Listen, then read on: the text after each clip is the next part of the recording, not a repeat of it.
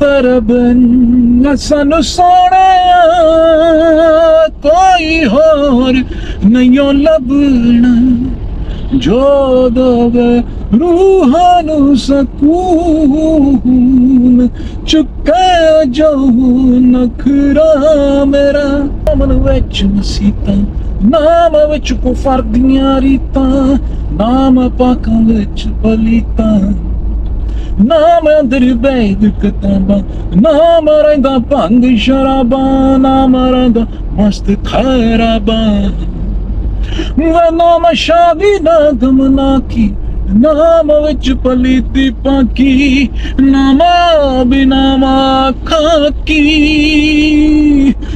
सो हमारे साथ हैं Punjabi industry, indie pop industry और इंडिया के लेजेंड जिसे हम कहते हैं ना, मतलब जो 90s की जनरेशन थी और जो जेनजी है, जब वो दोनों किसी का म्यूजिक सुनते हैं तो एक ही नाम आना चाहिए इंडिया में, और वो नाम है Gurpreet Singh Shergill AKS Ravi Shergill. Ravi sir, welcome to our channel मेरी वाली कार। ये हमारी एक नई सीरीज है, इसमें हमारी सीरीज का नाम है सफर इन कार ड्रिवन बाय मेरी वाली कार। तो आपका स्वागत है। तो इस पॉडकास्ट में हम डिस्कस करेंगे कि गुरप्रीत सिंह शेरगिल रवि शेरगिल तक बनने का सफर और कैसे ये सफर बना, क्योंकि बहुत इंटरेस्टिंग है। सब जानते हैं मेरे साथ इस टाइम इंडिया के कहते ना, हम लोग क्रांति कहते हैं, मैं क्रांति कहता हूँ म्यूजिक इंडस्ट्री में, जब रवि सर आ पाए थे। तो शुरू से शुरू करें? शुरू से बिल्कुल शुरू से शुरू करेंगे। तो मुझ में और आप में एक सिमिलैरिटी है, पता है, मैं अपने घर का सबसे छोटा लड़का हूँ, आप भी अपने घर के सबसे छोटे लड़के हो, और मैं भी दिल्ली से हूँ, आप भी दिल्ली से हो। तो ये ना मजा अलग आने वाला है, क्योंकि जब दिल्ली वाले लोग मिलते हैं ना तो एक वाइब अलग बनती है। आप दिल्ली में कहाँ से हैं? मैं दिल्ली में हूँ, east Delhi, which is Geeta Colony. अच्छा, आप रहते हैं? मैं जो मैं पला बड़ा, वो तो मैं पला बड़ा नॉर्थ दिल्ली में, नॉर्थ दिल्ली कैंपस के पास। अच्छा। और उसके बाद मैं 2001 से ईस्ट पटेल नगर में हूँ। बिल्कुल। और अब NCR में हूँ, आप देख ही रहे हैं। अब मैं ना बिल्कुल स्टार्टिंग से आपसे पूछूंगा सर जी कि आप बताइए कैसे आप जैसे दिल्ली में थे, उस टाइम की दिल्ली और आज की दिल्ली, और बिल्कुल आपने चाइल्डहुड की स्टोरीज बताइए कि क्या चाइल्डहुड की स्टोरीज थी। बिल्कुल मैं चला गया क्लास 2 में। देखिए, ऐसा है कि जो दिल्ली है उसके अंदर तब की दिल्ली में और आज की दिल्ली में बहुत फर्क है। आपको उस वक्त की दिल्ली देखनी है तो आपको शायद उस वक्त की फिल्में देखनी पड़ेंगी। एक फिल्म है शायद 80s की है, 80s की है, तो उसका नाम है चश्मे बंदूक, जिसमें फारूक शेख और दीप्ति नवल और ये सही परांजपे ने बनाई थी। अच्छा। तो अगर आप वो फिल्म देखें तो उसके अंदर आपको कई जगह पे वो उस वक्त की दिल्ली दिखेगी। हाँ, तो उसके अंदर दिल्ली जो थी उस वक्त थोड़ी सड़कें खाली थी, धुआं नदारत था, हम देखते हैं जिसकी सांस ही नहीं आती अब। तो उस दिल्ली के अंदर काफी कुछ कहा जा सकता था, काफी एक आप कह लें कि एक माहौल ऐसा था कि जिसके अंदर आप अपनी राय रख सकते हैं। अच्छा। बगैर डर के, बगैर खौफ के। बहुत कल्चरल था माहौल, और पता नहीं, हम तो बड़े हो रहे थे और हमें नहीं मालूम था कि हम एक बहुत खूबसूरत लम्हा जी रहे हैं। और फिर जब आप हाइंडसाइट में देखते हैं तो आपको लगता है कि अरे बहुत ही खुशनुमा माहौल था। सो ऐसा ही होता है, अमूमन ऐसा होता है कि लोगों को ये मालूम नहीं रहता है कि वो जब वो एक अच्छे माहौल में जी रहे हैं, अच्छे शहर में जी रहे हैं, तो तब भी वो थोड़ा सा, हम दिल्ली वाले कुछ रोंदू होते हैं। हमें लगता है कि नहीं यार, ये कुछ कमी है, कुछ गड़बड़ है, कुछ उतना मजा नहीं आ रहा है। But I can just tell you कि 90s का जो माहौल था दिल्ली का, वो आज से अलग है। आज से अलग है, बहुत अलग था, बहुत अलग था। ऐसा नहीं है कि उस वक्त पुराने डीजल के इंजन चलते थे, गाड़ियां काला धुआं छोड़ती थी, तो होगा तो उस वक्त भी, पर आबादी कम थी, काफी कम थी। मतलब अब एयर प्योरीफायर ने जिंदगी संभाल रखी है क्या लोगों की, या नहीं? यार कुछ लोगों की संभाली, कितनों की संभाल सकता है। मतलब हमारे जो मेट्स आती हैं उनको हम पूछते हैं कि आपका कैसा माहौल है, शर्म आती है उनकी आंखों में आंखें डालते हुए। बहुत बढ़िया। तो वो कहते हैं कि उनके घर में तो खिड़की नहीं है, खिड़की नहीं है तो एयर प्योरीफायर का क्या करेंगे। अच्छा। अगर आप सोचें कि आपके लिए जो काम करते हैं आप इनके साथ भी कुछ इंसाफ करें, तो आप सोचते हैं कि चलो मैं एक त्योहार के मौके पे एक एयर प्योरीफायर इनको दे देते हैं। तो कहते हैं हमारे घर में तो खिड़की नहीं है भैया, हम क्या करें, हम एयर प्योरीफायर कैसे लगाएं, क्या करें। सो काफी फर्क है। एक काफी फर्क है। अक्टूबर में ठंड होती थी पहले, हाँ अक्टूबर में ठंड अब नहीं होती, अब नहीं होती। अक्टूबर के अंदर आपको जैकेट पहननी पड़ती थी। दिवाली के आसपास तो मतलब आपको अगर आप बाइक चला रहे हैं तो डेफिनेटली जैकेट पहननी पड़ती थी, अदरवाइज आप एक हल्की सी मोटी शर्ट में आपका गुजारा हो जाता था। एक तो मौसम बदलते हुए आप देख सकते थे और माहौल बड़ा अच्छा, और पता नहीं कहाँ से दर्जनों ढोल पीटने वाले आ जाते थे, लोग नाचते थे, फुल्ले, रेवड़ियाँ, मूंगफली, ये सब लग जाती थी। कल्चर बिल्कुल था। और तकरीबन उस वक्त जो दिल्ली है वो एक पंजाबी दिल्ली होती थी। मतलब शायद आप भी बिल्कुल आपको अंदाजा हो, तो उसके अंदर लोग उनका जो था, जो पाकिस्तान से आए हुए लोग थे, वो अपना कल्चर साथ लाए थे। तो वो यही सब गाने अपना लोहड़ी पे गाने गाए जाते थे। आजकल वैसे हम लोहड़ी से कुछ ही दूर कुछ ही आगे निकले हैं। बिल्कुल। तो सुंदर मुंदरिये तेरा कौन बेचारा, दुल्ला पट्टी वाला, दुल्हे दी टीवी आई हो, शेर शक्कर पाई हो, ये सब चलता था। और फिर थोड़ा सा आगे हमारे एग्जाम्स खत्म होते थे, तो उस वक्त होली आ जाती थी। फिर उसके बाद बैसाखी आती थी, फिर मई जून के अंदर आपकी छुट्टियां हो जाती थी। फिर मॉनसून्स आते थे। मॉनसून्स तो मतलब एक अलग ही लेवल होता था। बारिश लगातार 8 दिन होती थी। हाँ होती थी, और ऐसी होती थी कि मूसलाधार बारिश पड़ती थी, और हमारे घरों में पानी घुसता ही था लोगों के। और फिर इसके बाद आपका आ जाता था 15 अगस्त पे खूब पतंग उड़ाई जाती थी और खूब बुकाटा होता था। फिर आपका अचानक मौसम बदलता था और ये आ जाता था आपका दशहरा और दिवाली। दशहरे के ऊपर मैं आपको ये बता सकता हूँ, आप सोच ले दशहरे से पहले करीब 20 दिन पहले शुरू हो जाती थी रामलीला। बिल्कुल, रामलीला जो थी, मैं आपको बता सकता हूँ, मेरे बचपन की रामलीला, उसके अंदर हम रामलीला देखने जाते थे। धुंध होती थी, 2 चटाइयां लेके जाते थे, पार्क के अंदर रखते थे, कंबल ओढ़ते थे, और बिल्कुल तकरीबन पीक सर्दी होती थी, जैसे आज आप इन दिनों में महसूस करते हैं, जनवरी में हो रही है। तो ये आप उस वक्त दशहरे की रामलीला पे आप किसी भी, मतलब आज से 40-50 साल पहले आप चले जाएं, आप किसी से पूछ लें, वो आपको ये बता देंगे। बिल्कुल, जो आजकल के जेनजी कनेक्ट नहीं करेंगे, वो कहेंगे अक्टूबर तो नॉर्मल होता है, लाइक 35-40 डिग्री अभी जो होता है दिल्ली में, क्योंकि मैं भी दिल्ली से हूँ। आप जब जवान हो रहे थे तब मेरा बचपन स्टार्ट हुआ था कभी जी, मेरा बॉर्न 93 का है। अच्छा। मैं आपको ये बता सकता हूँ कि मेरी बहनें जो हैं वो इससे भी पुरानी बातें मुझे बता। मैं परिवार पे आने वाला था। मेरी एक बहन है, उसका जन्मदिन होता है 22 अगस्त का। ठीक है। तो 22 अगस्त पे जब वो छोटी थी तो हमारे पिताजी उन्हें घर के पास किसी फोटोग्राफर के पास ले जाया करते थे फोटो खिंचवाने के लिए, यादगारी के लिए। तो उनकी 22 अगस्त को जो फोटोग्राफ्स हैं उसके अंदर दोनों बहनों ने, मेरी बड़ी, स्वेटर पहन रखा। अच्छा, ये आप गगन जी की बात कर रहे हैं? जी हाँ, मैं गगन जी और उनसे छोटी बहन मेरी मोहिनी। जो हमारे व्यूअर्स देख रहे हैं उन्हें बता देता हूँ, गगन जी जो है इंडिया की बहुत बड़ी हिंदी पोएट है, सब लोग उन्हें जानते हैं, और इस साल साहित्य अकादमी पुरस्कार से सम्मानित हुई है। बहुत बढ़िया। तो ये मौसम का हाल था। और फिर आ जाता था दशहरा और दिवाली, तो आपको मालूम ही कैसा होता है। और हाँ, बीच में जन्माष्टमी आती थी। जन्माष्टमी के पास बहुत भजन सुनने को मिलते थे। पूरी गली के अंदर लाउड स्पीकर लग जाते थे। फिर कोई गुरपुरब आते थे, उसके अंदर लग जाते थे। और हमारा जो घर के पास गुरुद्वारा था उसके अंदर पूरी हमारी कम्युनिटी है, वो सब लोग जाते थे। सर्दियों में फिर प्रभात फेरियां निकलती थी धुंध के वक्त। दिसंबर में?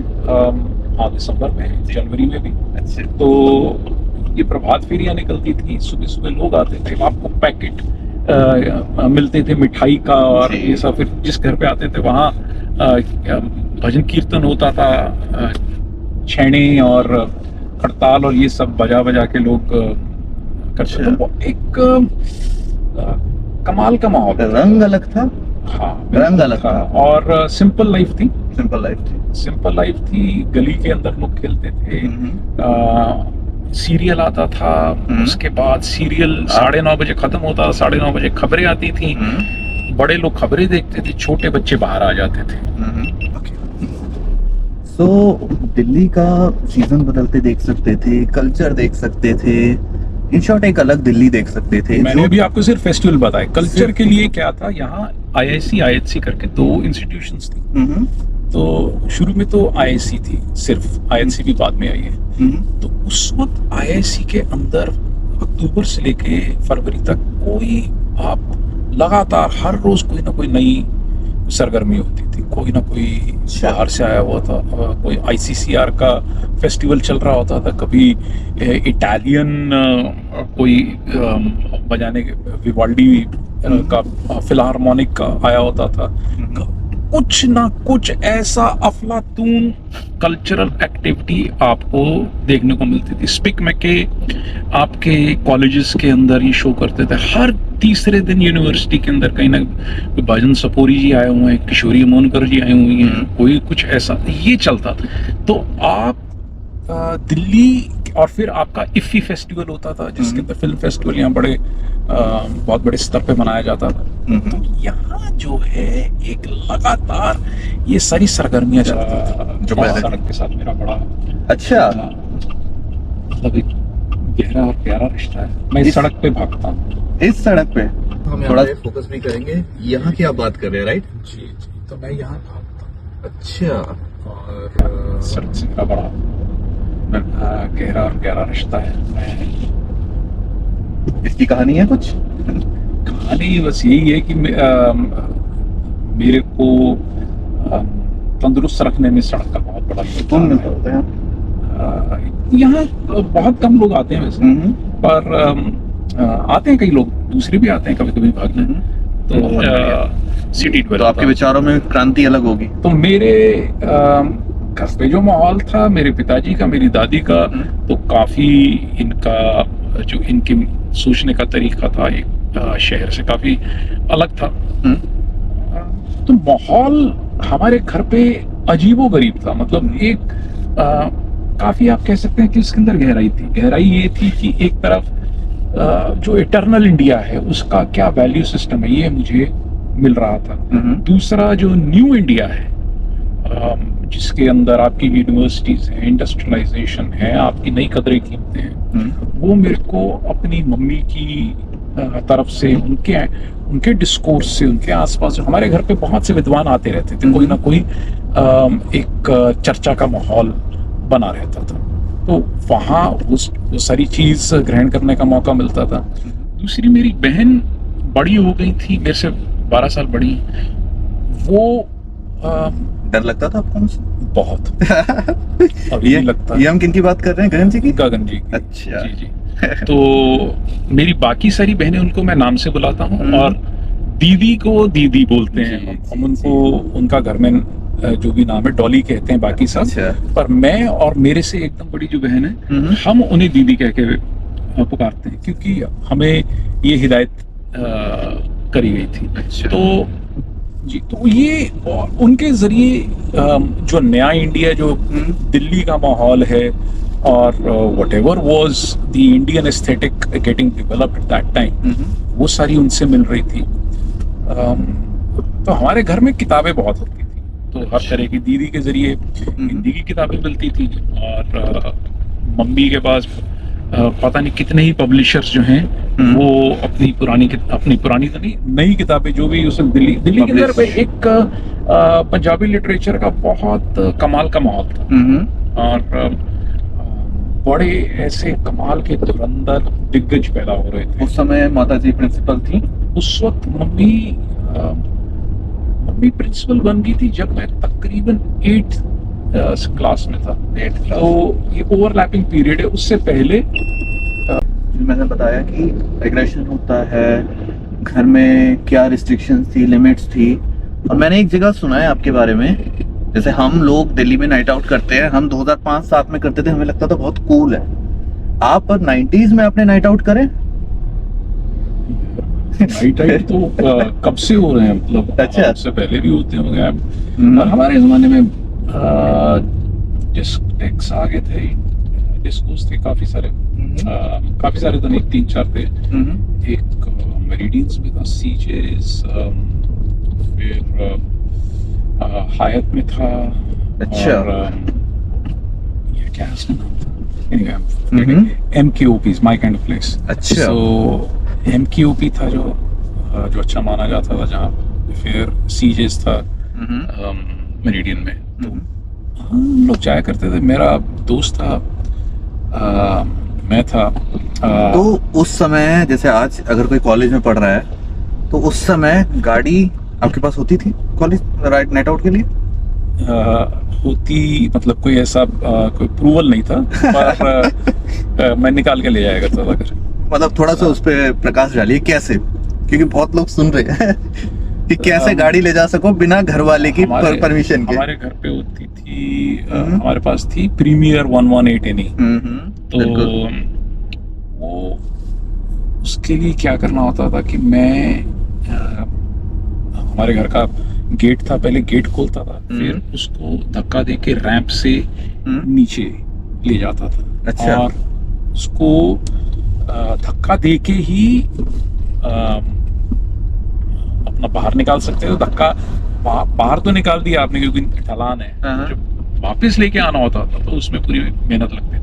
अच्छा। तो ये निकाल के पहले घर से तकरीबन 40-50 मीटर आगे धक्का दे दिया, बिना स्टार्ट किए और फिर गेट बंद करके फिर बाहर निकल गए। फिर सुबह आ गए, सुबह 7 बजे तक। कोई ऐसी प्लेस थी जहाँ आप जाना पसंद करते थे रात को? बहुत सारी। अच्छा। पहले मैं आपको ये तो बताई थी, JNU, MKOP और सीजेस, ये एक होती थी और ये 2 होती थी। अगर if we have female partner who can, क्योंकि उस वक्त आपको स्टैग एंट्री नहीं मिलती, नहीं मिलती, you had to have a woman with you. तो रोज ऐसा नहीं होता था, यू नो, लड़कियों के लिए बाहर निकलना बहुत मुश्किल होता था। तो ये था। और फिर JNU एक मेरा बड़ा प्रिय, एक मन पसंदीदा एक जगह थी। तो मेरा 2-3 मित्र रहते थे वहाँ, पढ़ते थे। तो आ जाते थे, उनको मिलते थे रात को, उनके हॉस्टल से वो आ जाते थे बाहर। और ठंड भी बहुत दबा के पड़ती थी। अच्छा। जितनी ठंड हम दिल्ली में महसूस करते हैं उससे 2 डिग्री 3 डिग्री नीचे होता था टेम्परेचर। रीजन की JNU जो आपका जो कॉलेज है जो है उसके आसपास ग्रीनरी काफी है, ग्रीनरी बहुत होती थी, ग्रीनरी काफी और ओवरऑल उस वक्त दिल्ली के अंदर थोड़ी हरियाली ज्यादा थी, आबादी कम थी और पोल्यूशन कम था। तो ये होता था। कई बार गाड़ी नहीं होती थी तो मोटरसाइकिल पे जाना पड़ता था। मेरे पास मोटरसाइकिल था, मेरा अपना खुद का मोटरसाइकिल था। आप बाइक पर्सन हो या कार पर्सन? हर कोई होता है, जैसे मैं कार पर्सन हूँ। अब तो यार दिल्ली में क्या कर सकते हो। मेरे उस समय मैं करीब 12 साल मोटरसाइकिल चलाने के बाद मैं कार पर्सन बन गया था, क्योंकि दिल्ली के अंदर उस वक्त भी यही माहौल था। गर्मी बहुत होती थी, और मेरी याद है गर्मियों के अंदर मेरी बाहें जो थी बिल्कुल जहाँ तक स्लीव है, स्लीव के नीचे अलग रंग है, स्लीव के ऊपर अलग रंग है। तो एक तो ये था। और इन दिनों मैं मेरे ख्याल से शायद कार पर्सन होऊंगा, क्योंकि मोटरसाइकिल है मेरे पास, पर मैं अब यहाँ चलाने की हिम्मत नहीं करता कि यहाँ से मैं करीब 20 किलोमीटर भी चलाऊंगा तो मेरा गला खराब हो जाएगा। तो मुझे ये थोड़ा सा देखना। अब अगर आगे बढ़ते हैं तो हम बात करते हैं एक स्टूडेंट की, जो स्टूडेंट अपनी लाइफ दिल्ली में व्यतीत करता है और उसे एक पता चलता है एक कॉन्सर्ट हो रहा है दिल्ली में 1988 या 87 अगर मैं गलत नहीं हूँ, टाइम्स ऑफ इंडिया ने वो कॉन्सर्ट ऑर्गेनाइज कराया था जी जी। और उसमें जो बड़े बड़े सेलिब्रिटीज आए थे, सिंगर्स आए थे, I think Peter Gabriel, Peter Gabriel, Tracy Chapman, Bruce Wayne, Sting, Bruce Springsteen. तो उस समय कॉन्सर्ट होना एक बहुत बड़ी बात होती थी आज के हिसाब से। बहुत बहुत बिल्कुल ही अलग है। जैसे आप अब तो आप माइकल जैक्सन भी आ चुके हैं और तमाम बड़े कोल्डप्ले और जूलियो इग्लेसियस और ब्रायन एडम्स, ये सब मैंने खुद देखे हैं। तो सब ये बिल्कुल ही नहीं था और उसके काफी समय बाद तक ऐसा दोबारा मौका नहीं बना। तो वो एक एमनेस्टी इंटरनेशनल का ह्यूमन राइट्स का कॉन्सर्ट था। कहाँ पे? Jawaharlal Nehru stadium, JLN। जी जी। तो वहाँ था, मेरी बड़ी बहन थी, वो उसकी नई नई नौकरी लगी थी। वो असिस्टेंट लेक्चरर लगी थी। कहाँ पे? दिल्ली के अंदर कॉलेज है, Guru Gobind Singh Khalsa college. It's under IP university? नहीं, दिल्ली यूनिवर्सिटी के अंदर, पीतमपुरा के अंदर। बिल्कुल। तो उसकी नई नई नौकरी लगी थी, अभी भी वहीं है वो। अच्छा। तो उसने हम सबकी टिकटें ली, बट उस समय टिकट का प्राइस क्या था? मतलब काफी रॉयल प्राइस था। अच्छा। मतलब जो भी था, मुझे तो देने नहीं थे, उसने अच्छा, दिए नहीं देने थे। मेरी एक और बहन और अपने खुद के। मेरी बहन, उसका घर में नाम है डिक्की। डिक्की ने हम तीनों के पैसे दिए, 3 टिकट लिया आपने? 3 टिकट ली। और मेरा एक दोस्त है, वो मुझे वहीं आके मिला। तो हम 4 लोग थे, सो बहुत ही जबरदस्त कॉन्सर्ट था। उसके बाद फिर हमने अगले दिन से ब्रूस स्प्रिंगस्टीन को रिसर्च करना शुरू कर दी। मैंने, मेरे दोस्त ने स्टिंग को, हमने इनकी एल्बम्स खरीदनी शुरू की। तो हमारे घर के पास एक स्टूडेंट्स एरिया था, कमला नगर के अंदर 3-4 म्यूजिक की दुकान होती थी। अच्छा। तो यादें हैं उसकी आज भी? अब तो मुझे मालूम नहीं, पर मुझे उस वक्त की तो बहुत अच्छी तरह अच्छी याद है। तो फिर हम क्या करते थे, एक दुकान थी, वहां जाके आप कैसेट टू कैसेट रिकॉर्ड कर सकते थे। ये कैसेट्स का दौर था। ये CDs का दौर नहीं था, पेन ड्राइव का दौर नहीं था, ब्लूटूथ का दौर नहीं था, ना यूट्यूब का दौर था। नहीं, बिल्कुल कुछ भी नहीं था। पर ये VCR का दौर था, VCR का दौर था, टेप्स का दौर था। तो फिर हम क्या करते थे कि टेप्स जो थी हम पायरेट करते थे। एक दुकान थी, उसके पास जाते थे, वो आपको एक से दूसरी, मतलब जनरेशन लॉस होता है, पर तब भी हमें मालूम ही नहीं था जनरेशन लॉस क्या होता है। पर हम उनकी टेप्स लेते थे और फिर एक बहुत बड़ा जो हमारे लिए मनोरंजन होता था, वो था ग्रैमी अवार्ड्स की VCR टेप्स। तो ग्रैमी का जो प्रोग्राम है वो US के अंदर लोग रिकॉर्ड करके VCR पे उसको यहाँ भेज दिया करते थे और यहाँ वो दिखती थी। तो हम लोग, हमारे घर पे VCR भी नहीं। अच्छा। हम VCR रेंट करते थे, VCR आता था, फिर हम VCR के ऊपर टेप्स देखते थे। तो ये एक एंटरटेनमेंट का हाँ, बाकी आप टीवी के ऊपर आपको सैटरडे संडे फिल्म देखने को मिलती थी। फिर आपको आपने एक मूवी का जिक्र किया था जो आपके दिल के करीब है, जो आप शायद आज भी देखते हो और आप उसको अलग तरीके से कंज्यूम करते हो, स्टॉकर। टैक्सी ड्राइवर जी, वो आपके दिल के काफी करीब है। हाँ, टैक्सी ड्राइवर मतलब before and after taxi driver मेरी जिंदगी के अंदर फेजेस में मार्क कर सकता हूँ। टैक्सी ड्राइवर है वो एक ऐसे टाइम पे आई जब मैं बहुत अकेला महसूस करता था। That was the first time in my life I had to deal with loneliness, alienation. क्योंकि मैं यूनिवर्सिटी में जा रहा था, कॉलेज का पहला साल था मेरा। हमारी 11th और 12th बहुत जबरदस्त टाइम था मेरी जिंदगी का। उसके अंदर दोस्तियां बहुत थी, हम स्कूल जाते थे और हर दिन एडवेंचर, रोमांच भरा हुआ। मतलब जो 11th 12th है, मतलब ये तो कमाल का ही दौर था हमारे लिए। तो उसके बाद अचानक ही फर्स्ट ईयर ऑफ कॉलेज बहुत बड़ा चेंज था। मेरे जितने दोस्त थे, कोई कहीं चला गया ये इंजीनियरिंग करने के लिए, उस वक्त इंजीनियरिंग का चला गया। तो घर वाले अपना कैपिटेशन फी और ये वो इन सब का दौर था। तो सब जो मेरे साथ के जितने भी स्टूडेंट्स थे, मेरे दोस्त थे जो जिगरी यार, वो सारे के सारे कहीं ना कहीं चले गए। तो अकेले यूनिवर्सिटी जाओ और काफी एक्साइटिंग भी था और बहुत लोनली भी था। सो फिर एक मेरा बहुत जिगरी यार था, वो पहले साल के बाद वो चला गया कोल्हापुर, अच्छा, वहाँ इंजीनियरिंग करने, और फिर मैं रह गया बिल्कुल अकेला। अच्छा, वो एक बड़ा अजीबोगरीब टाइम था।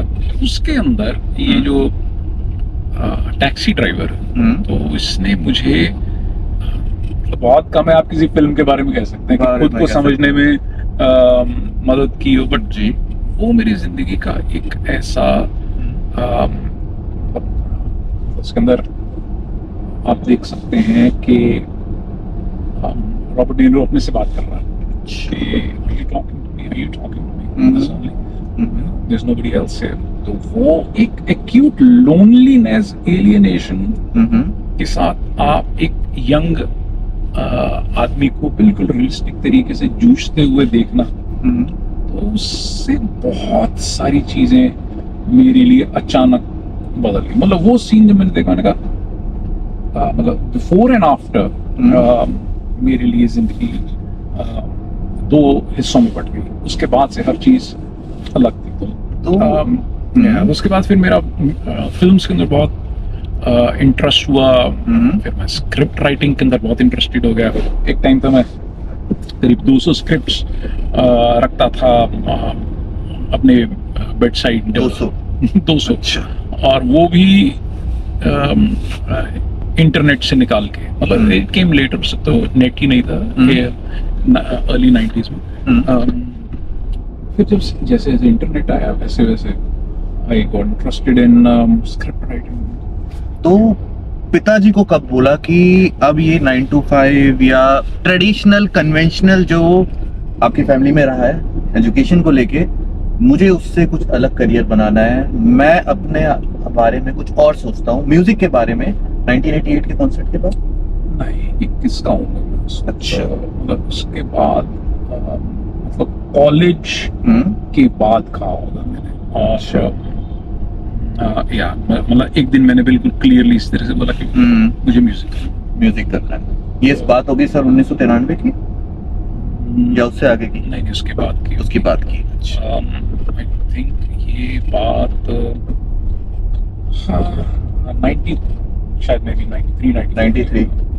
और फिर उसके लिए आपने स्टेप उठाया? स्टेप क्या था, उसके लिए कोई उठा ही नहीं सकते। आप क्या कह सकते हैं कि मुझे ये करना है। और क्या देखिए, मैं अकेला था, मेरी सब बहनों की शादी हो चुकी थी। मैं एक ऐसी इंडिया में था जहाँ एक मेल चाइल्ड, और मैं 4 बहनों के बाद पैदा हुआ था। थोड़ा सा वैसे ही आप कह सकते हैं कि गोदी में ही पाला जाता था। मतलब तो छोटा बच्चा घर का जो बहुत ही नाजों से पला था मैं जी। तो हैरानी तो ही होगी पिताजी को कि यार मतलब हमारे घर में सब कोई पोएट है, प्रिंसिपल हैं, और एक अच्छी फैमिली से जो कि उस तरीके से कि एकेडमिक्स में बहुत ज्यादा विद्वान, और अभी ये लड़का कह रहा है तो अभी ये तो हाथ से निकल गया। यही बिल्कुल कि मेरे पिताजी कहते थे पंजाबी में, मम्मी को जाके शिकायत लगाते थे, उन्होंने आख्या कर कुछ कर लवे, उत्ते बैठा टू टू करता रहूं। सो फिर कहते थे मुझे बुला के, मेरी गल सुन, जिन्ने पैसे लगते ने मैं पढ़ाई ते ला देना तेरी, तू IAS लग जा। हाँ, फिर कहते थे IAS नहीं लगना तो PCS लग जा। जे PCS नहीं लगना ते पटवारी लग जा। मतलब पढ़ाई में ही कुछ करना है। हाँ, वो कहते थे पटवारी लग जा चाहे। अच्छा। पटवारी फिर कहते थे, मैं कहता पटवारी माल कर रहे हो, मैं प्रिंसिपल का बेटा पटवारी लगूंगा। कहते पटवारी जट्टा दा रब हुंदा ही। सो वो तो फिर आपने बोल दिया कि भाई मतलब पिताजी मुझे म्यूजिक में करना है। उसके बाद फिर क्या हुआ? ऐसा ही नहीं कि सिर्फ मैंने बोल दिया म्यूजिक। मेरे पिताजी जो थे बहुत एक थे तो वो किसान, और वो थे बहुत सॉफ्ट। अच्छा। और जिंदगी में उन्होंने कभी मुझे कुछ कभी एक थप्पड़ नहीं लगाया। हमें जो मार पड़ी है वो मुझे अपनी माँ से पड़ी है, माता जी से पड़ी है। तो पिताजी से कभी कुछ नहीं। और मतलब I could get away with anything my father. तो पिताजी से ही मैंने लोन लिया। मैंने कहा मुझे पैसे चाहिए। अच्छा। और मुझे एक पूरी मेरी गियर लिस्ट थी और मैं सिंगापुर जाना चाहता हूँ, वहाँ से खरीद के लाना चाहता हूँ। अच्छा। तो उस वक्त एक बहुत ही ऐसा रॉयल राशि उन्होंने मुझे लोन की, 1.5 लाख रुपया उस समय। और फिर मैं सिंगापुर गया, वहाँ से गियर लेके आया काफ़ी सारा, मैंने अपने कमरे में लगाया और आके फिर मैंने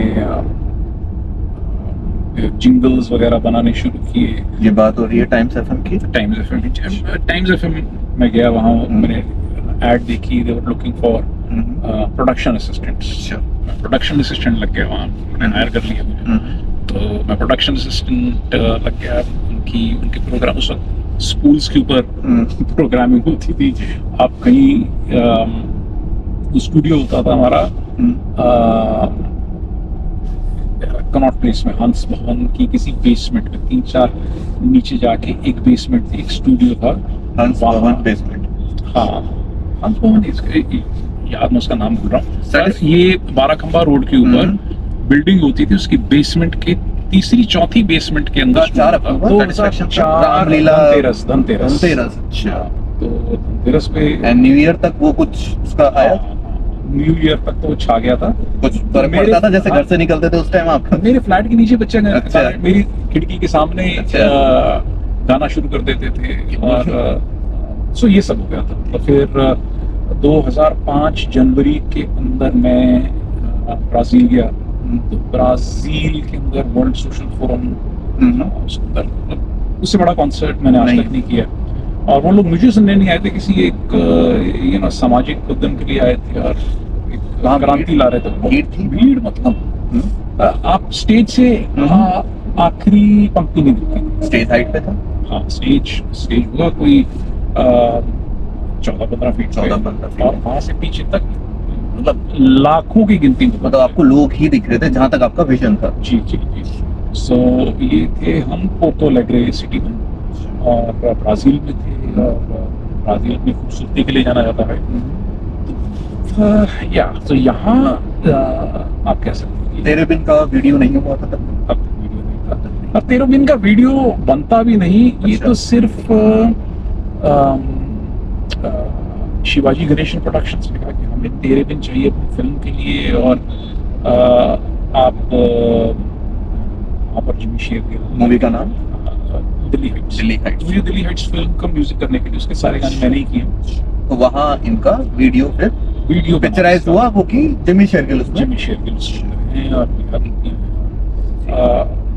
उस सॉन्ग के बारे में अभी जी एक चीज और भी, लोग आजकल इंस्टाग्राम का जमाना है, लोग कहते हैं कि वो सॉन्ग लिखा गया था कुछ लेटर्स, तो मतलब चीजें क्लियर होती हैं क्या? मतलब वो लेटर्स किसके लिए लिखा गया था? लेटर्स से कुछ लेना था? पहले तो कोई लेटर्स मैंने अपने जिसके अंदर जो आप जिस वीडियो की आप बात कर रहे हैं, बहुत इंडिया में वायरल है वो। हाँ, मैं बता रहा, तो वो वीडियो जो है उसके अंदर काफी मतलब तकरीबन 90% मसाला है। उसके अंदर एक सच्ची बात है, वो ये है कि ये मैंने अपने पिताजी के लिए, ठीक है, गाना मैंने अपने पिता के लिए लिखा, ठीक है, father meant the world to me and मेरी which everyone does।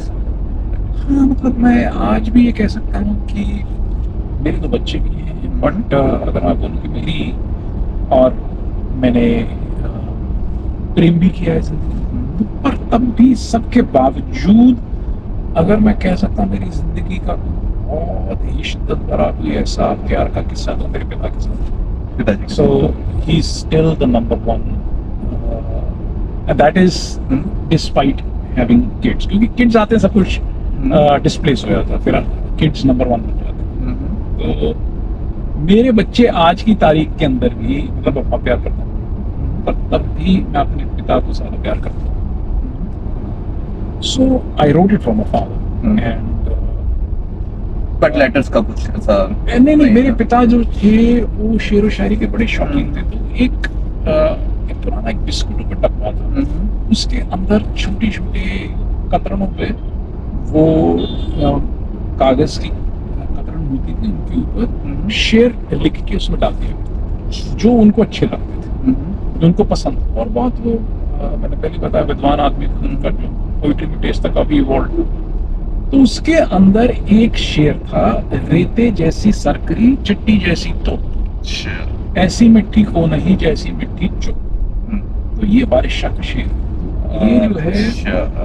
और मेरे पिताजी अब चुप हो चुके थे, तो मेरे लिए ये कुछ इन चीजों का एक संजोग मेरे लिए मतलब नया निकल के सामने आ रहा था। तो जो स्रोत था तेरे बिन का वो कुछ यहाँ से उत्पन्न इस टाइम हो रहा था। हाँ, तो यहाँ से हुआ और so that was it. I mean, it just उसको देखा मैंने मुझे अब कह सकते हैं, क्या बोलेंगे, प्रेरणा हुई, वेदना हुई, कुछ भी हुई, मतलब जो भी। तो उसके जब हमने पहला गाना बना दिया था तो फिर केजे ने कहा यार अभी भी नीड और एक भी गाना आना सप्रिंग चाहिए। तो मैंने कहा और केजे जो थे वो शायद उनको मेरी प्रतिभा पे बहुत मान है, और दूसरा मुझे मैं भी उनको इम्प्रेस करने की कोशिश किया करता था, मेरे लिए बड़े भाई की तरह हैं। और तो मैंने कुछ गाने प्रपोज किया, मैंने कहा नहीं ये अच्छा नहीं, ये अच्छा नहीं।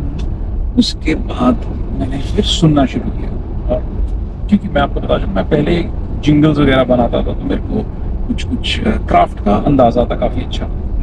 तो मैंने कहा यार ये गाना जो है ये इसकी तर्ज इंडियन होनी चाहिए, पर इस अब जो म्यूजिक है जो मुझे अच्छा लगता है वो वेस्टर्न म्यूजिक है, तो इसके अंदर कॉर्डल स्ट्रक्चर होना चाहिए, अच्छा होना चाहिए, रिच कॉर्ड्स होने चाहिए, बेस लाइन होनी चाहिए, और it should be sort of perfect marriage between India and west. तो ये हम ये एक तो मेरी सोच थी, और दूसरा केजे जो थे इससे इंतफाक रखते थे। हमने सोचना शुरू किया, तो जो गाना उस वक्त मैंने सुनने शुरू किया, तो एक गाना है मंसूर मलंगी करके, एक लहंदे पंजाब के बहुत बड़े फोक सिंगर रहे हैं, उनका एक गाना था, उसका नाम बहुत मशहूर फोक गाना है, वो है मोतिया। तो कहते हैं बाजार विकेंदी तारो है, बाजार में ककड़ी बिक रही है, बाजार विकेंदी तारो है, सटर बिचे गली दे कर एक फुल मोती है मार के जगह से। तो इसके अंदर एक फोक तुकबंदी है, एक सिंप्लिसिटी है, एक मासूमियत है, और पोइट्री है। तो ये मुझे बहुत अच्छी लगी, बहुत भाई। तो मैंने कहा यार कुछ इंटरेस्टिंग करना चाहिए, तो वो एक मेरे लिए एक प्रेरणा बनी यार, जैसा सिंपल गाना जैसे मुझे छू रहा है, at the same time it has poetry in it. तो मैंने थोड़ा सा कम्पिटिटिव था आर्टिस्टिकली, सो इसको सोचना शुरू किया। तो फिर गिटार के ऊपर मैंने काम करना शुरू किया। तो आइडिया ये था कि गिटार्स के ऊपर मुझे बहुत सारी कॉर्ड्स का शौक है। मैं आज भी कुछ बनाता हूँ तो मैं कोशिश ये करता हूँ कि मैं कॉर्ड्स मैं बहुत सारी डाल देता हूँ। मुझे कॉर्ड्स सुनने का, हारमोनी सुनने का मुझे बड़ा शौक। तो ये कुछ मैंने रॉक म्यूजिक से, जो अच्छा रॉक म्यूजिक है उससे सीखा है। मुझे लगता है कि अगर हमने बुल्ला की अपनी बात की, तेरे एक अलाप हो सकता है अगर थोड़ा सा तरबन सानू सोना कोई होर नहीं लभना, जो दोवे रूहानू सकून चुके जो नखरा मेरा तेरे बिन। बहुत खूब, बहुत खूब। मतलब कुछ संगीत होते हैं जो आपके शब्दों से सीधा सुर तक पहुंचते हैं, शायद ये उनमें से एक हमेशा रहेगा, क्योंकि बहुत लोग फॉलो करते हैं, और बहुत लोग के लिए शायद ये यूथ के लिए उस टाइम एक नेशनल, आप कह सकते हो कि उनके लिए मेरे ख्याल से ये पिछले 4-5 साल में इसकी इसका दोबारा से एक उदय हुआ है। क्या है, बिल्कुल बेटा लगा।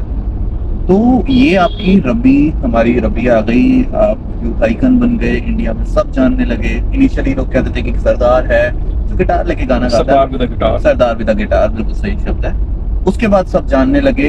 एक किस्सा आपने बताया था पहले, एक बहुत ज्यादा फेमस है, अमिताभ बच्चन से जब आपका मिलना हुआ, वो भी एक किस्सा है अपने में, उसके बारे में अगर कुछ हम जानना चाहिए। देखिए अमिताभ बच्चन जी थे ये तहलका के बोर्ड पे थे। ठीक है। तो तहलका के बोर्ड पे थे, सो तरुण और मिल्कीन से मिलते रहते थे। ये 2005 की बात है। नहीं, उससे पहले की बात है, उससे पहले की। ये 2001-2 की बात है। ठीक है। तो इनकी शायद बोर्ड मीटिंग्स में आते थे और अम, उस दौरान इन्होंने तरुण देशपांडे जो थे वो ऐसे दिग्गजों को बहुत का आदर करते थे, उनके साथ बात उठना बैठना था। तो उन्होंने ऐसे बहुत से जो हमारे समाज की बहुत ही ऐसी अग्रणी शख्सियतें हैं, इनके साथ इनको उन्होंने एल्बम्स दी, जिसके अंदर 2 लोग हैं जिनका नाम बहुत करता सा लिया जाता है। एक अमिताभ बच्चन जी, दूसरे वी.एस. नायक जो साहित्यकार हैं। तो इन दोनों को अच्छी लगी और मुझे आके पूछी, और फिर मेरे ख्याल से किसी एक जलसे में मुलाकात हुई उनसे दिल्ली में। हाँ, दिल्ली में। सब अमर सिंह जी की 2 बेटियों उनके बेटियों के पैदा होने की खुशी में जलसा रखा गया था। तो वहाँ किसी 5 स्टार होटल में मैं भी गया, सब भी गए। अमिताभ जी से ही एक मुलाकात मुझे याद है, बहुत ही प्रेम से मुझे गले लगाया। उसका एल्बम हिट हो चुकी थी। तो उन्होंने गले अकेला लगाया नहीं, ऐसे लगा के थोड़ा सा ऐसे हवा से भी ऊंचा कर दिया और बोला कहा था ना तुझे, मुझसे नहीं कहा था पर उन्होंने बाकी सबसे कहा था। तो वो एक मुझे याद है गर्म जोशी से मेरा इस्तेमाल किया, बहुत अच्छा लगा। तो रब्बी हिट होने के बाद 2008 में दूसरी एल्बम आई, और उसी के शायद 2-4 साल बाद एक मूवी आई शाहरुख खान की, जब तक है 2012 में उसके फिर 2012 में चल्ला। बेसिकली इसका भी एक मैं गीत बता देता हूँ कि लोग इसको छल्ला बुलाते हैं आमतौर पे, क्योंकि छल्ला एक फोक सॉन्ग है, फेमस है। लोग सोचते हैं ये शायद उसी का कोई नया संस्करण है, पर ऐसा नहीं है, ये चल्ला है। इसका जो इसका उच्चारण चल्ला होता है। पंजाबी में चल्ला हम बोलते हैं, झल्ला तो झल्ला बोलते हैं। छा नहीं आएगा, चा आएगा, छल्ला चल्ला चल्ला झंडे वाला झ। अच्छा, छल्ला। तो उसका मतलब होता है पगला। अच्छा। किसी को प्यार से अगर पागल बोलना चाहेंगे तो बोलेंगे चल्ला। तो वो चल्ला आया, तो चल्ला किसने अप्रोच किया था सॉन्ग के लिए? मुझे जो कॉल आई, मुझे यशराज म्यूजिक से आई। इससे पहले काम किया था? हाँ, मेरी सेकेंड एल्बम जो थी हमने यशराज पे रिलीज की थी, और ये मेरे मित्र थे बहुत अच्छे, विजय कुमार जी, जो उस वक्त यशराज म्यूजिक के चीफ थे। तो आज भी हैं वैसे बहुत अच्छे। तो वहाँ उन्होंने कहा कि यार ये गाना है, तुझे करना है, आ जाओ बॉम्बे। बहुत घबरा रहा था। गाना आपने लिखा था? नहीं, गाना गुलजार जी का है। गुलजार जी जो है, आप ये देख लीजिए, उनके पंजाबी में गीत शायद और कोई दूसरे हो तो मुझे मालूम नहीं है, उन्होंने पंजाबी में लिखा। इसी दौरान ए.आर. रहमान के साथ भी काम करने का मौका मिला था, वो आगे था इसी फिल्म के लिए, इसी गाने के लिए। आप देखें, ए.आर. रहमान म्यूजिक दे रहे थे जी, गुलजार जी ने इसके बोल दिए हैं जी, शायद शाहरुख खान ने इसके अभिनय किया है, और जो इसका निर्देशन है वो यशराज जी ने किया, यश चोपड़ा जी ने। जो जितने भी जो आपके हिंदी फिल्म के जितने भी दिग्गज थे वो सारे एक ही कमरे में थे। तो ये एक्सपीरियंस अलग था, बहुत ही अलग था। बहुत ही घबरा रहा था। मैंने कहा यार, अच्छा, मैंने यार रहमान से भी कहना लगा यार, काफी अलग एक्सपीरियंस था। कोई नहीं, नीचे करो। Even we are very much slow, and I was also given indicator too, and we are slow. Okay, तो अलग एक्सपीरियंस था। और अलग एक्सपीरियंस। आप इस तरह के लोगों से मिलते हैं, मतलब तकरीबन गुलजार जी के पास तो जो उनका अनुभव है वो आसानी बतौर क्या माहौल था उस रूम का? माहौल कैसा होता होगा कि जहाँ बड़ा ही घबराने वाला, जैसे आप अच्छा। एक ही मतलब सारे ही जो हमारे आपके पूरी स्कूल की अगर स्टाफ रूम और प्रिंसिपल और सीबीएसई का बोर्ड का चेयरमैन भी वहाँ आ जाए तो क्या माहौल होगा एक बच्चे का, अगर वाइवा लेने आ जाए। ऐसा था। तो ऐसा माहौल था। मैंने कहा यार ये तो इतने दिग्गजों के सामने, मैंने लता मंगेशकर को सुना है, ये इनको मैं क्या मतलब यू नो कौवा क्या गाएगा इनके आगे। तो रहमान ने मेरी थोड़ी सी इस तरफ में बोला कोई नहीं ले जाता। उन्होंने मेरे साथ डबिंग की एक छोटे से कमरे। अच्छा। तो बहुत कमाल का फिल्म फेयर के लिए, उसके लिए मुझे नॉमिनेट किया गया। मैं गया वहाँ फिल्म फेयर अवार्ड पे, जितने सितारे थे सबके बीच बैठ के सबकी रिफ्लेक्टेड ग्लोरी के अंदर तो देखा। इंटरेस्टिंग है, ये भी एक अच्छा अलग दुनिया है। बिल्कुल। और उस वक्त मैं हालांकि मैं बॉम्बे रह सकता था, पर मैंने एक वापस दिल्ली रहने का मन बना चुका था। इनफैक्ट मुंबई कभी आपको नहीं समझ में आया? नहीं, ऐसा नहीं है। या दिल्ली मुंबई जो हमेशा, क्योंकि मैं भी दिल्ली से हूँ बचपन से, तो दिल्ली मुंबई हमेशा रहता है। नहीं, मुंबई जो है ना ये एक एक्वायर्ड टेस्ट है। ये इतनी जल्दी आपको समझ नहीं आता। अच्छा। और जब शुरू से दिल्ली से जाते हैं आप बिल्कुल ही फजूल की बातों के ऊपर आपका ध्यान जाता है। दिल्ली की सड़कें बहुत चौड़ी हैं, दिल्ली के अंदर जगह है, दिल्ली के अंदर ये मौसम है, दिल्ली के अंदर कल्चरल एक्टिविटीज हैं जो कंट्री गवर्न होती है दिल्ली से। कंट्री गवर्न होती है, पर उस जो कल्चरल माहौल दिल्ली का बहुत विशाल था। उतना विशाल बॉम्बे का नहीं था। जैसे कि बॉम्बे एक फिल्म इंडस्ट्री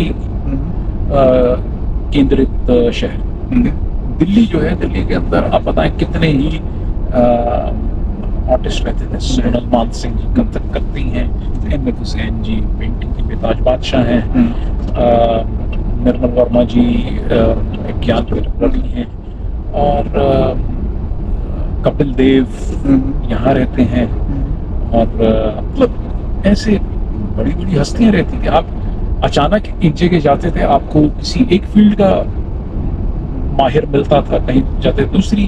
तो दिल्ली के अंदर एक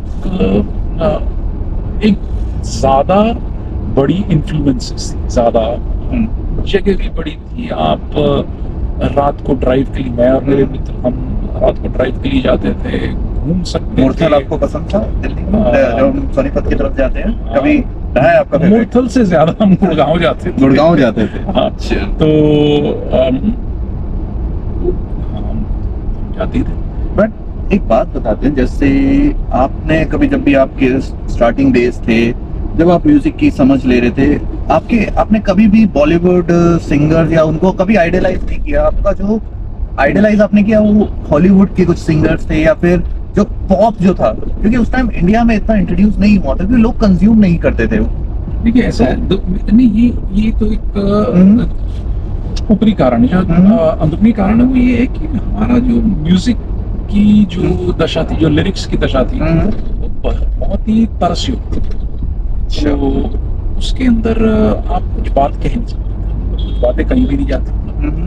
तो उसके अंदर जो माहौल था वो बहुत ही अजीब हो गया। 80s का था, और म्यूजिक भी आपका बहुत ही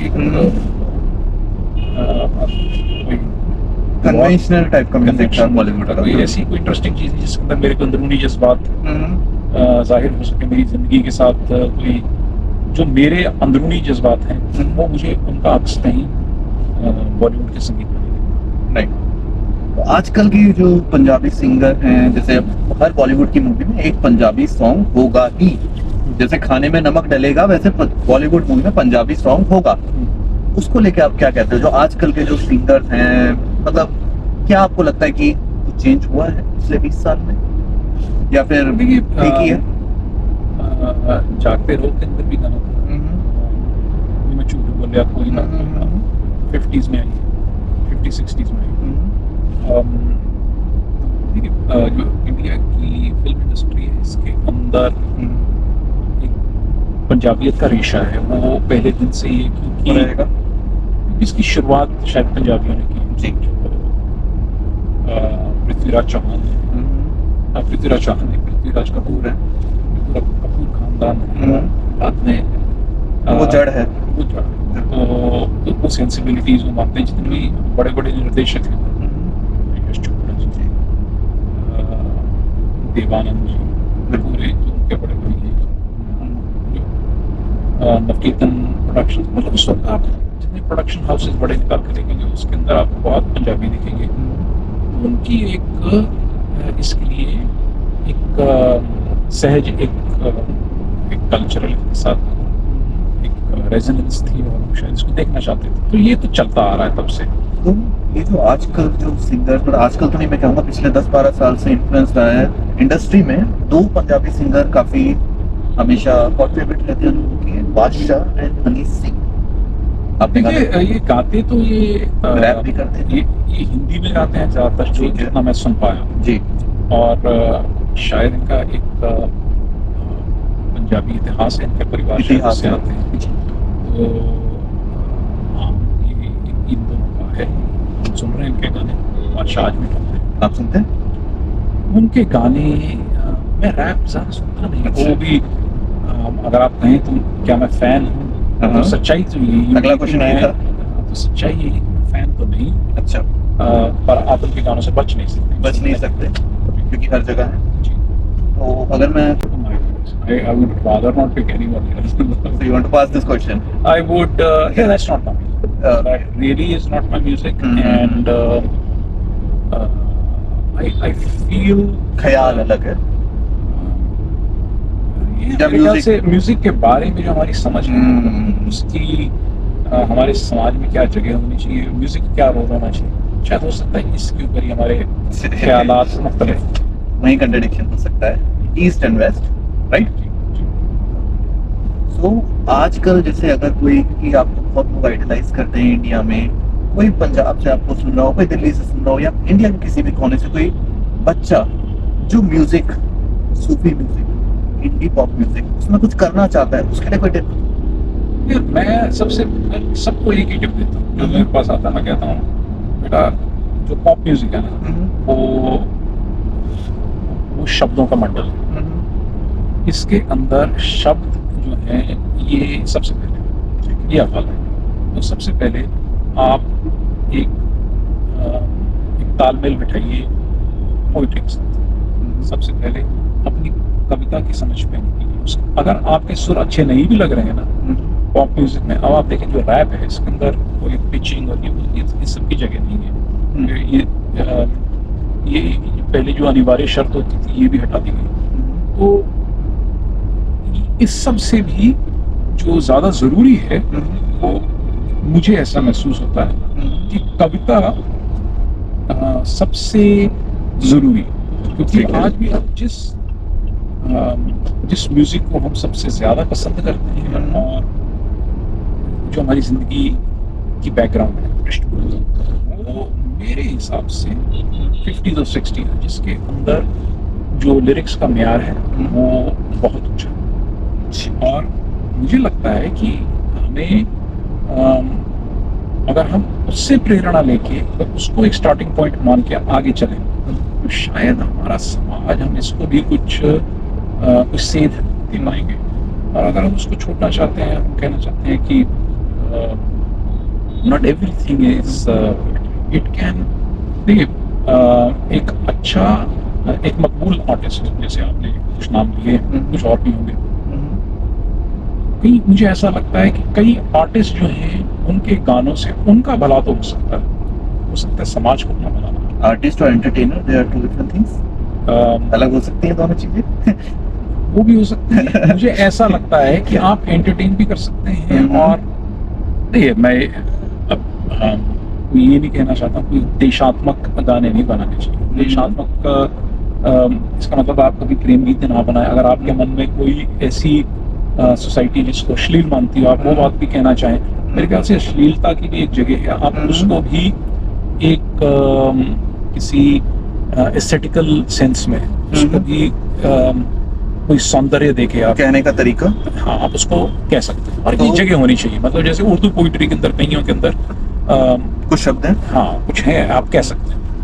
तो that is my think that से एवरीथिंग, बट तो रवि शेरगिल आज के इंडिया के, बॉलीवुड के, हिंदी म्यूजिक, पंजाबी म्यूजिक से खुश है, आया ना? देखिए वो जहाँ वो हैं वो खुश हैं, वो अपनी जगह खुश हैं, मैं अपनी जगह खुश हूँ। बीच बीच में कुछ मुझे अच्छा लगता है, जैसे सिकंदर सरताज का मुझे मोतिया गाना बहुत अच्छा लगा था। ठीक है। मोतिया चमेली बेला केत की तरेक, गुलतारा मीरा सरों पे फलाई दे, केसू कचनार ते शरी ते अमलतास, तेरे लिए खेता चुकाई दे। मुझे लगा कि ये एक लासानी गाना है और उससे मुझे बहुत उम्मीद जगी थी। तो हाँ, मैं बीच बीच में कुछ ना कुछ सुनने को मिल जाता है। मुझे वडाली बंधु बहुत अच्छे लगते हैं। मुझे आबिदा जी जो मेरी एब्सोल्यूट हीरो, सजदा करता हूँ मैं उनको। तो वो, और ऐसा बहुत सा म्यूजिक है, ऐसा नहीं। तो ये है। बाकी जो नए गाने हैं, मतलब कईयों के अंदर मुझे जो उनकी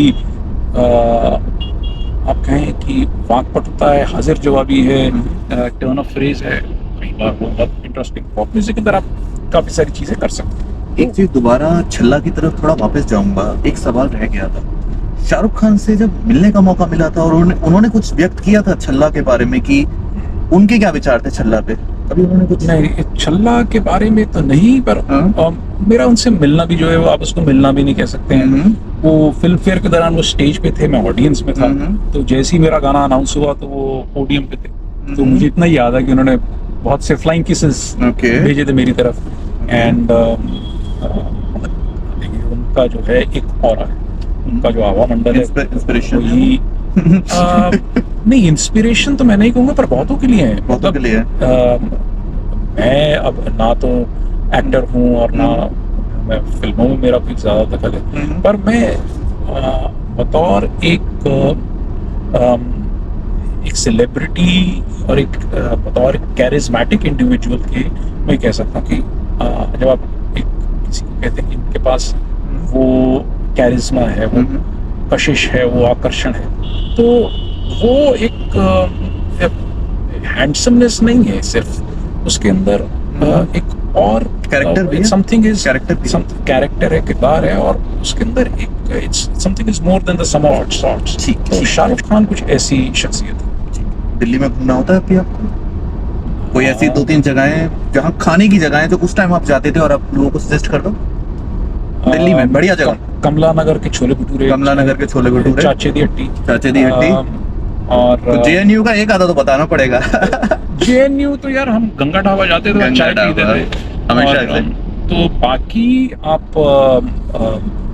यहाँ खान चाचा जा सकते हैं, खान मार्केट, उनके रोल्स बहुत अच्छे हैं। चाणक्यपुरी में अलकाउजर है, उसका खाना अच्छा है। जामा मस्जिद में करीम है। फूडी रहे हो आप, यहाँ अपना निजामुद्दीन में भी आपको मिल जाएंगे। बाकी आपको अगर हलवा खाना सबसे अच्छा, तो आप किसी भी DSGMC के गुरुद्वारे में जाइए। तो और आइसक्रीम खानी है, ज्ञानी है आपकी लिस्ट में? मेरे ख्याल से ज्ञानी नहीं, ज्ञानी से ज्यादा मुझे नेचुरल्स लगता है। नेचुरल्स जो है आपको शायद CP में भी मिलता है, और नेचुरल्स लाजपत नगर में भी, और भी होंगी इनकी। नेचुरल्स बॉम्बे की आइसक्रीम है, जो जब मैंने पहली बार नेचुरल्स खाई थी 2000 में होगा, बॉम्बे में। हाँ, and it was a stop the press moment. I said I couldn't believe this ice cream existed. कि दिल्ली में कहाँ था अब तक ये? नहीं, वैसी आइसक्रीम थी ही नहीं। अच्छा। कहीं पूरी दुनिया में नहीं थी। मैं इटली में भी मैंने बहुत आइसक्रीम खाई है, जो कि अपनी जलातों के ऊपर बहुत इतराते हैं, बट अच्छा, हाँ, आपको इसके जैसी आइसक्रीम नहीं मिलेगी। तो वो एक मैंने देखा। इसके अलावा फूडी थे आप? मैं फूडी तो नहीं हूँ, पर मैं इतना तो फूडी तो आप थे, क्योंकि आपने 10 पॉइंट बता दिए। हाँ, कैवेंटर्स का दूध बहुत अच्छा होता था, और देखिए मुझे जो दिल्ली का छोला भटूरा है, ये इसके ऊपर मुझे बहुत आप कह रहे हैं कि फख्र है। दिल्ली का छोला भटूरा नहीं, वो कुलचा है। अमृतसर के अंदर आपको भटूरा नहीं मिलेगा, दिल्ली वाला खंबीरा भटूरा नहीं मिलेगा। अच्छा भटूरा जो होता है उसके अंदर एक खंबीर लगती है, और वो खंबीर लगाने के बाद बनता है बहुत अच्छा। हाँ, पटेल नगर का आपको छोटी हट्टी दिल्ली में बेस्ट भटूरा खाना हो, कहाँ चले जाओ बता दो। एक बस कमला नगर चाचे की। अब एक बात पूछूं आपसे, बहुत मुश्किल क्वेश्चन होगा ये। वही क्वेश्चन है कि माँ बाप से पूछो कि कौन सा बच्चा ज्यादा होनहार है। मैं आपसे पूछने वाला हूँ, एक गाना आपका जो आप कहते हो कि ये मेरे लिए सबसे ऊपर है। देखिए मुश्किल है। मुझे लगता है कि जो गाने आप मुझसे सुनना चाहेंगे इसके जवाब में, वो शायद ना। अच्छा। जैसे स्किल के लिहाज से ओवरऑल एवरी, मतलब तो Tere Bin is pretty much up there. Skill in craft की उसके अंदर जो मेरा ओवरऑल क्राफ्ट है, परफेक्टली क्राफ्टेड सॉन्ग। हाँ, वो एक परफेक्टली क्राफ्टेड है। मतलब मुझे मालूम है मैं जिस तरह से काम करता था, मतलब मुझे अगर कोई सुन रहे हैं बच्चे जो बनाना चाहते हैं, तो मैं ये कहता हूँ कि जो पहला मुखड़ा है वो दूसरा मुखड़ा नहीं हो सकता। ठीक है। इन दोनों की अपनी जगह होनी चाहिए। ठीक है। पहला मुखड़ा सिर्फ पहले की जगह पे आएगा, दूसरा मुखड़ा तो इस सोच के साथ मैं गाने बनाता था। और उसके अंदर आप देखें, उसके अंदर एक नायलन गिटार के ऊपर 8 बार का सोलो मूवी मैंने बजाया। उसके अंदर जो कॉर्डल प्रोग्रेशंस हैं वो मैंने खुद बनाई। तो और उसके ऊपर मेरा और केजे का जो एक आपसी तालमेल है में दिखता है। केजे ने उसके ऊपर बेस लाइन बनाई, और केजे ने एक बार नहीं कहा कि यार अभी तूने इतनी कॉर्ड्स डाली, मैं कैसे इनकी बेस लाइन बनाऊंगा। केजे ने कहा तू जो करेगा मैं इसको ही इसी को एक ग्रुप में तब्दील कर दूंगा, तो फिक्र ना कर। उनकी म्यूजिक की समझ भी अलग थी। केजे के बगैर मैं यहाँ नहीं पहुंच पाता। ठीक है। तो केजे जो है मेरी आप कह सकते हैं जिंदगी का एक टर्निंग पॉइंट, एक कैटलिस्ट की तरह आपकी लाइफ में आए। उन्होंने आपको बिल्कुल एक कैटलिस्ट थे। और आजकल थोड़े नाराज रहते हैं। अच्छा। नहीं तो पॉडकास्ट देखेंगे वो। हाँ, तो पॉडकास्ट के जरिए मैं कुछ भी बोल सकते हैं, थोड़ी सी ऐसी नजरें इनायत करें मेरे को। तो बाकी केजे जो है बड़े एक मेरे ख्याल से मुझे उनके बारे में कुछ बोलना ही चाहिए। मतलब केजे जो है उन्होंने मैं उनके पास जब पहुंचा, मैं आपको इतना कह सकता हूँ कि मैं खुद को एक बहुत वेल राउंडेड एक प्रोडक्ट मानता था। ठीक है। और वो शायद ये समझ गए थे कि ये इसके पास ना कहने के लिए बहुत कुछ है। ठीक है। और वो समझ गए थे कि मैं एक चिप ऑन माई शोल्डर भी थी कि मैं गिटार प्लेयर भी बहुत खुद को साबित करना चाहता था। पहली मतलब सारी एल्बम्स के अंदर सारी गिटार्स मैंने ही करी। तो उनको ये मालूम था कि ये सब क्या करना चाहता, और उनकी जो खासियत है वो ये थी कि उन्होंने कभी भी मेरी आर्टिस्टिक एम्बिशन को हमारे गानों पे हावी नहीं किया। इसको कहीं टेम्पर करने की कोशिश की, और उन्होंने कहा कि जैसे मैं एक पंजाब के एक खास इलाके से आता हूँ। वहाँ हम एक खास लहजा बोलते हैं, उसकी शब्द सिर्फ वहीं समझ में आते हैं लोगों को, बाहर नहीं आते हैं समझ। और उसको मैं शहरी ऑडियंस को बोलना चाहता था। तो अगर मैं बहुत ज़्यादा अगर उसके ऊपर ओवरलोड करूँगा, एम्फसाइज करूँगा, तो लोग शायद ना समझें। इनफैक्ट बुल्ला काफ़ी देर तक लोगों को समझ में नहीं आया था। तो कहते थे क्या, तो अब बुल्ला क्योंकि बुल्ले शाह की काफ़ी है, उनकी ज़बान है, तो इसके अंदर तो आप कुछ कर नहीं सकते हैं। और जो मेरे अपने थे, तो की कोशिश रहती थी कि किसी तरह से जो पोइट्री है वो इंटरफेयर ना हो और